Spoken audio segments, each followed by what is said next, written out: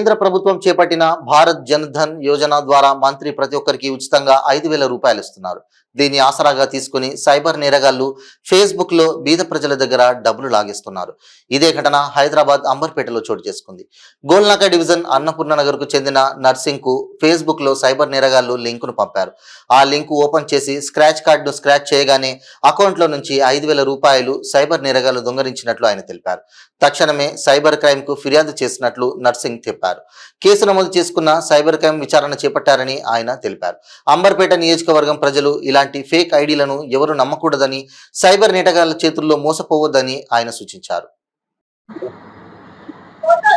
ఈరోజు సాయంత్రం 5-6 గంటల ప్రాంతంలో ఫేస్బుక్లో ప్రధాని మోదీ గారి ఫోటోతో ప్రజా జన్ యోజన ద్వారా ఒక పోస్టర్ వచ్చింది. దాని మీద 5,000 రూపాయలు స్క్రాచ్ అనేది చేయడం చెప్పి చేస్తే ఆ స్క్రాచ్ చేసినందుకు అకౌంట్లో నుంచి 4,980 రూపాయలు ఆటోమేటిక్ కట్ కావడం జరిగింది. కావున మన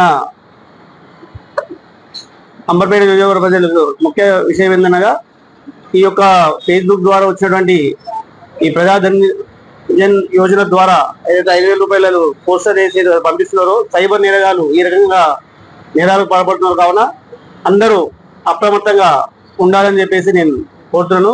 ఎందుకంటే ఈరోజు సాయంత్రం 6 గంటలకు నా అకౌంట్లో నుంచి 4,980 రూపాయలు ఆటోమేటిక్ డెబిట్ అయినాయి. కాబట్టి ఈ విషయంలో అందరూ జాగ్రత్త అప్రోచ్ అయ్యారు.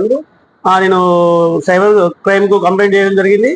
వాళ్ళ అక్నాలజ్మెంట్ నాకు మెసేజ్ ద్వారా పంపించడం జరిగింది. వాళ్ళు చేస్తామని చెప్పారు. కానీ ప్రజలు ఈ విషయంలో అందరూ అప్రమత్తంగా ఉండాలి. ఇట్లాంటి ఏ వచ్చినా కూడా దాన్ని జాగ్రత్తగా ఇది చేసుకోవాలని నమ్మొద్దని చేస్తున్నారు.